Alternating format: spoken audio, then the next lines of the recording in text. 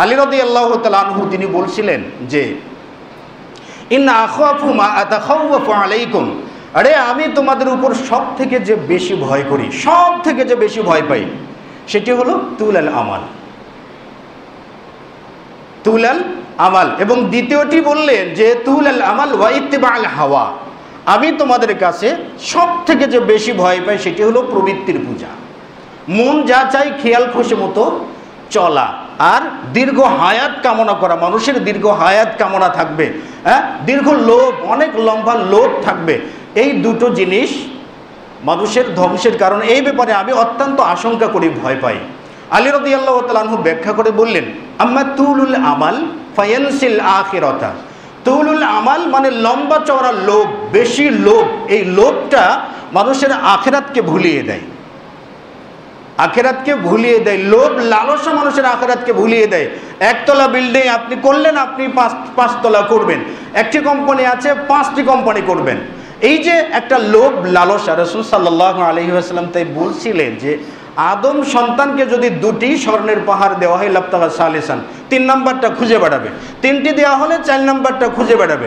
রাসূল সাল্লাল্লাহু আলাইহি ওয়াসাল্লাম বলছেন, মা ইয়ামতালিউ জাওফি ইবনে আদম ইল্লা তুরাব, আদম সন্তানের পেট কেউ ভরাতে পারবে না মাটি ছাড়া।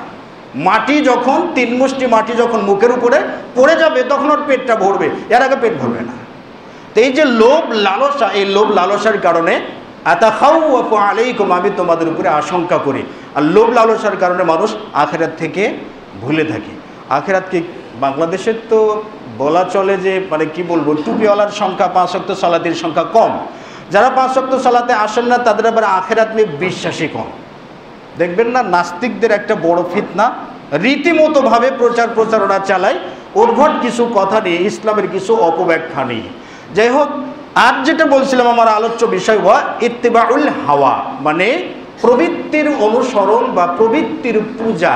এই প্রবৃত্তির পূজার কারণে ইয়াসুদ্দু আনিল হাক্কি, প্রবৃত্তির পূজার মাধ্যমে, প্রবৃত্তির অনুসরণের মাধ্যমে হক থেকে বিচ্যুত হয়, মানে হক নষ্ট হয়ে যায়।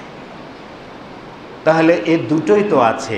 আর আল্লাহ রাব্বুল আলামিন বলেছেন, লাবিত্তাবাল হাক্কু শাহওয়াতা, হক বা ন্যায় বা নীতি যদি প্রবৃত্তির অনুসরণ করে থাকে, শাহওয়াত মানুষের কুপ্রবৃত্তির অনুসরণ করে থাকে, মানে হককে মানুষের রায় দিয়ে মানুষ যেটা বলবে সেটাই হক, আর মানুষ যেটা বলবে না সেটাই হক নয়।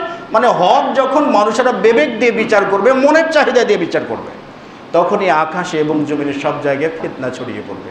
আর সেই ফিতনা আজকে আমরা সচক্ষে দেখি।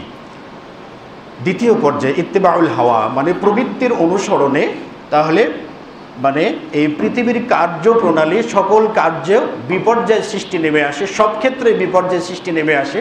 প্রবৃত্তির অনুসরণের কারণে, মন যা চাই তাই করার কারণে, খেয়াল খুশি মতে খারাপ চাওয়া চাহিদা পূরণ করার জন্য মানুষ যত চেষ্টা করবে ততই বিপর্যয়, ততই ফাসাদ চলে আসবে। দেখবেন, চোখ খুলে দেখবেন, সর্বক্ষেত্রেই এই বিষয়টা একেবারেই আছে, ব্যক্তি থেকে শুরু করে সর্বোচ্চ পর্যায় পর্যন্ত।